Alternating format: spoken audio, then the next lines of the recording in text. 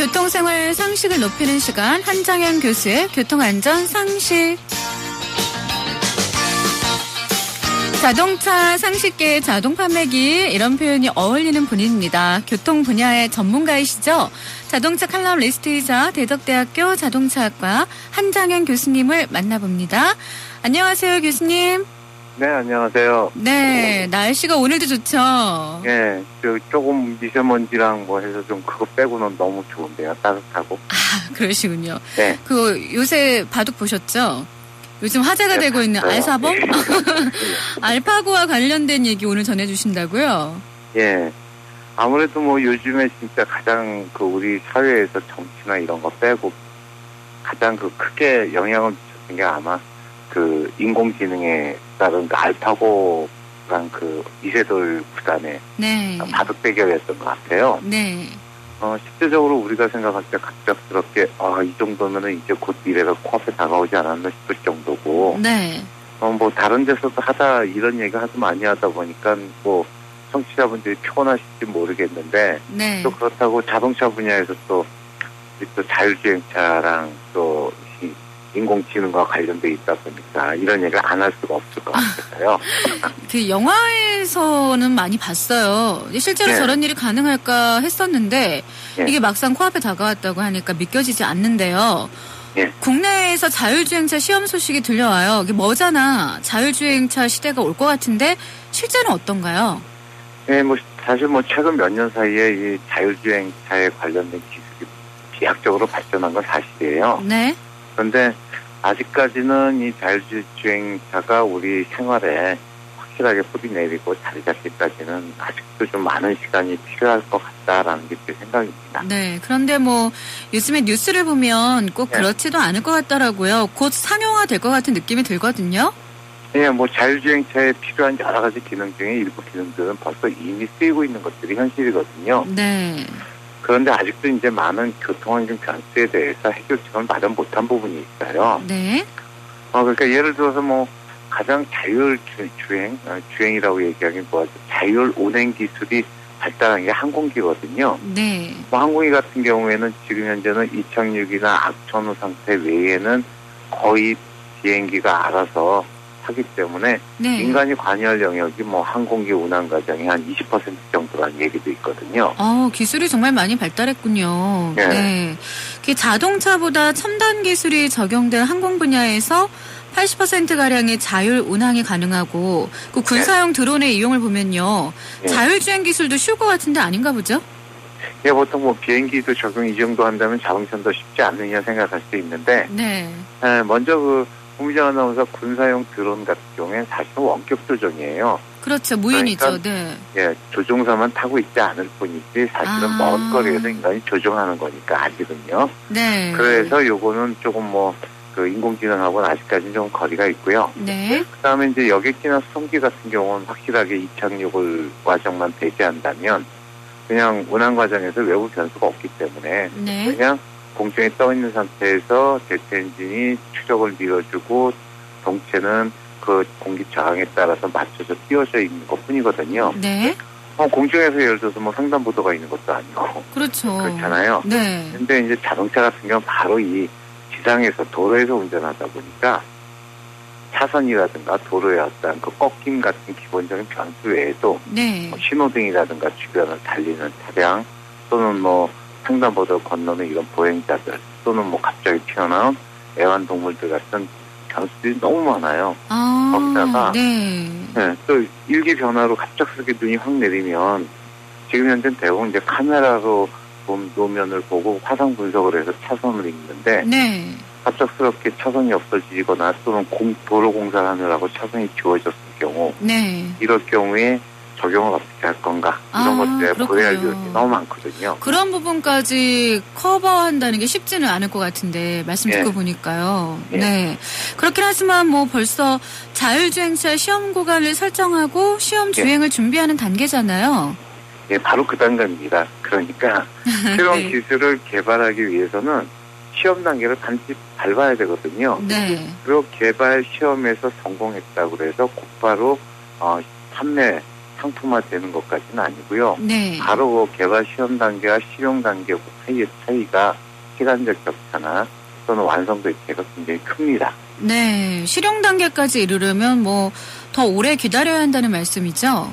네, 맞습니다. 만약에 이건 한 가지 예인데 네. 거의 완벽하게 다 만들어졌다고 친다면 네. 이것이 과연 다른 회사들은 어떻게 만들 것이냐에 따라 또 다르겠죠. 네. 예를 들자면 도로를 달리다가 갑자기 보행자가 튀어나왔다. 어떤 회사는 제동을 하는 급제동을 하게 만들 수도 있고요. 네. 또 어떤 회사는 그걸 옆으로 피해가게 만들 수도 있겠죠. 아, 다르네요. 네. 네, 그러니까 바로 이런 기술 표준도 필요하고요. 네. 그다음에 공미정 씨 만약에 네. 이게 자율주행차를 타고 공미정 씨가 가면서 신문을 보고 가다가 사고 나면 누구 책임일까요? 네. 그게 문제네요. 책임일까요? 아니면 그 차 만든 회사의 책임일까요? 이런 문제가 좀 있겠죠. 애매하긴 한데 저 같으면은 차를 만든 사람이 문제라고 생각할 것 같아요. 자율주행이니까. 대부분 그렇죠. 그렇다면 네. 회사에서 그런 자율주행차 만든 회사에서는 그런 모든 위험 부담, 보험료까지 부담해야 되기 때문에 네. 차값이 더 오르겠죠. 그러네요. 네, 뭐 그런 다음에 또 운행 속도 같은 경우도 모든 것들이 그 인공지능이 잘 알아서 모든 위험 요소를 확인해서 지켜갈 수 있다면 네. 지금같이 뭐 정체 구간이 있습니다 할 리도 없겠고 그렇죠. 시내에서 이동할 때 평균 뭐 20km 정도 시속 20km의 이동이 아닐 거예요. 네. 이론적으로만 본다면 뭐 시속 400km도 이동할 수 있습니다. 시간을 많이 벌겠죠. 그렇죠. 그래서 예전에는 뭐 30km 정도 떨어진 데서 출퇴근하던 사람이 1시간 동안 출근했다면 네. 이제는 뭐 10분 만에 갈 수도 있고 또는 뭐 대전에서 출퇴근할 수도 있고 이런 데서는 굉장히 많이 도움이 될 거예요. 네. 그렇긴 한데 이렇게 되면은 이제 만약에 거기서 사고가 난다 그러면 네. 시속 100km로 또 30km 달리다가 충돌사고 나면 차가 찌그러지고 사람은 크게 안 다칠 텐데 네. 시속 200km, 600km 달리다 사고 난다 그러면 굉장히 치명적이죠. 네. 그다음에 또 뭐 사고 회피 알고리즘을 어떻게 짤 것인지 같은 것들이 또 문제가 될 거예요. 네, 알파고 덕분에요. 네. 알고리즘이라는 말은 자주 듣긴 했지만 네. 사고 회피 알고리즘 좀 어려운데요. 그러니까 단순하게 말하면 사고를 어떻게 회피할 수 있도록 인공지능이 판단을 하는 걸 프로그램을 할 것이냐. 네. 그러니까 뭐 사고는 아까도 말씀드렸듯이 피할 수도 있고 또는 제동을 할 수도 있고 여러 가지가 있겠죠. 네. 근데 뭐 예를 들자면 지금 갑작스럽게 차가 나가는데 갈 수 있는 선택이 없이 앞에 버스 한 대가 있고 트럭이 한 대가 있어 충돌을 해야만 하는 상황이라면 네.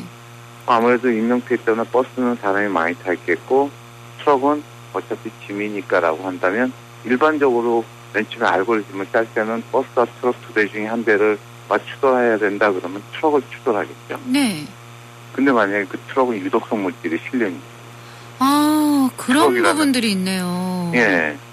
그 다음에 또 한 사람을 피하기 위해서 내가 벽을 들이받아서 회피를 해야겠다 그러면 네. 그건 당연히 하나의 그 사람을 살리기 위해서 좋은 프로그램인데 네. 이건 실제로 한번 그 설문조사를 미국에선가 해봤어요. 네. 만약에 당신이 여러 사람을 살리고 당신 차가 망가질 수 있는 프로그램이 된 차를 살 것이냐 네. 그건 또 안 산다고 그랬대요. 도덕적으로는 맞지만 네. 좀 머리가 막 복잡해져. 얘기를 들으면 들을수록. 그렇죠. 예. 그러니까 이런 기술적인 분야에서는 차곡차곡 한 단계 한 단계 발전해 나가고 있지만 네. 아직까지 그 발전된 그 눈부시게 발전한 기술에 비해서 공학적 기술에 대한 기본적인 뭐 도덕유지랄까 또는 인문학적 가치에 대해서는 아직도 우리가 세우지 못한 게 너무 많은 거예요.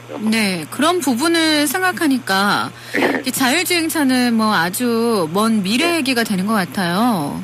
네, 그래서 저도 지금 생각하고 있는 거는 이러면 아마 자율주행차보다는 네. 운전하다 보면 졸리거나 또는 반사신경이 늦어져서 이러는 인간의 한계라고 할 수 있겠죠. 육체적인 한계. 네. 그런 육체적인 한계를 보완해주는 수준에서 지금 요즘에 소개되고 있는 다양한 안전 장비들 같은 수준에서 머물 수 있지 않을까라는 생각도 합니다. 저는 사실은 단순하게 네. 자율주행차가 실시되면요. 특히 여성분들이 주차를 네. 잘 이제 못하는 분들은 네. 와 되게 희소식이다.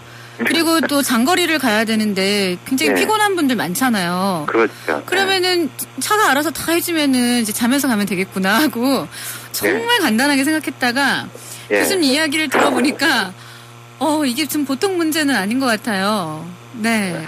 한 가지 밝은 곳이 있으면 어두운 곳이 있는데, 뭐 여자들도 예쁜 백, 명품백 사고 싶겠죠. 근데 그러려면 저축 많이 해야 되잖아요. 그렇죠. 네. 살 거 좀 전략하듯이. 네. 아마도 지금 분명히 모든 자동차의 발전은 안전하고, 네. 그 안전과 함께 효율이라는 것도 요즘 이제 환경까지 된 이런 것들을 추구하고 나가고 있는데, 네. 그것들을 모두 충족시킬 수 있는 게 분명히 자율주행차인 건 맞는데요. 네. 이 자율주행차 기술이 들어가게 되면 운전기사도 없어질 수 있고요.